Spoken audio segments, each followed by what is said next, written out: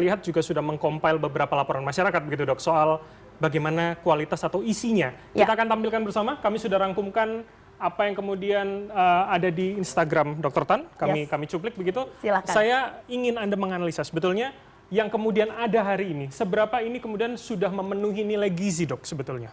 Sekarang gini, yang menjadi masalah adalah ahli gizi yang dipekerjakan di SPPG, itu barangkali ahli gizi yang junior, yang barangkali lulusan dari teknologi pangan, yang tentu saja akan pro dengan makanan seperti ini. Karena mereka menilai hanya dari kalori, menghitung vitamin dan sebagainya. Tetapi kalau kita bicara soal kualitas, halo.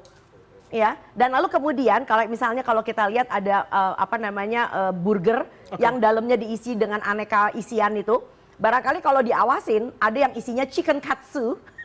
Tetapi kalau di daerah lain yang agak sedikit hemat, maka yang diberikan itu bukan even beef patty, not even chicken katsu, tetapi suatu produk olahan yang warnanya pink, yang hanya Tuhan yang tahu itu isinya apa aja. Oke, walaupun berperasa seperti patty wannabe.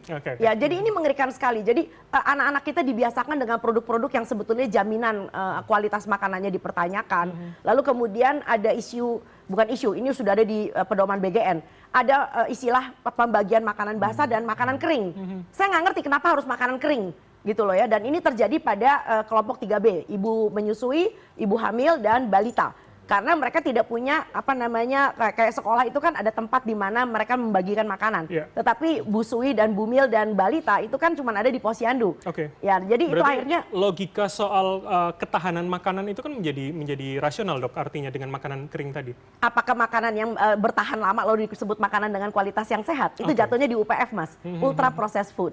Dan kita tahu dari semua studi mengatakan bahwa ultra processed food itu justru mengcounter seakan-akan kontradiktif dengan keinginan pemerintah untuk membangun masyarakat yang sehat. Jadi standar gizinya yang akhirnya dikorbankan ya maksud Anda ya? Betul, kualitasnya. Kualitasnya. Yes.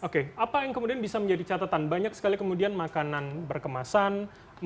Saya ingat di beberapa lokasi pada saat bulan Ramadan bahkan memang katanya disiapkan untuk buka puasa, jadi bukan makanan fresh tapi makanan dalam kemasan. Apa yang bisa Anda komentari? Ya jujur ngomong begini, kalau masa kita kalah sama ibu-ibu yang jualan makanan basah atau makanan di bulan puasa ketika kalau di Jakarta di Pasar Senen ya, mereka tuh awet loh. Apa salahnya bikin lepet? Apa salahnya bikin arem-arem? Atau bikin lemper? Itu cukup awet, bisa sampai 12 jam karena dibungkus. Ya kenapa harus kita jatuh, buat apa dapur? Jadi dapurnya nganggur dong, punya SPPB bagus. Dapurnya nganggur, dan traynya itu menyedihkan sekali, traynya dibagi untuk makanan kemasan. Dan asal Anda lihat yang disebut dengan susu, itu cuma 115 mili. Apa gunanya susu cuma 115 mili yang diberikan? Dan tolong diingat 80% masyarakat kita intoleran dengan laktosa. Ya ini ngerinya bukan main. Dan kenapa harus susu? Karena kita sudah tidak lagi dalam rezim 4 sehat 5 sempurna.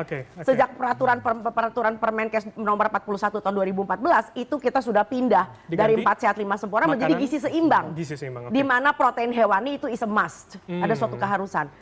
Berarti masalah intoleran itu menjadi faktor lain penyebab keracunan juga? Atau kemudian saya tidak yakin dari intolerannya itu, tetapi barangkali keracunannya lebih banyak karena masalah kebersihan dan keamanan pangan dari makanan yang basah tadi, karena tadi suhu yang 5 sampai 60 derajat tadi.